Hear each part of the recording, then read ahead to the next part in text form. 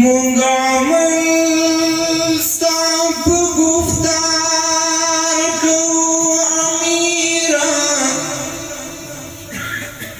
ستا د پریکړې انتظار کوو امیره مونږ بیعت په مرګ او ژوند ترسره کړی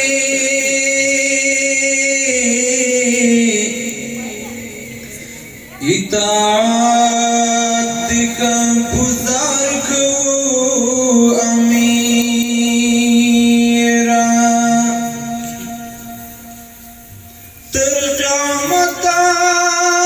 بمغاق دا الجهاد من پمرگ و ژوند اقرار کو امیرا مال جوانی زندگی ټول در نظر شاه چستا خواخ وی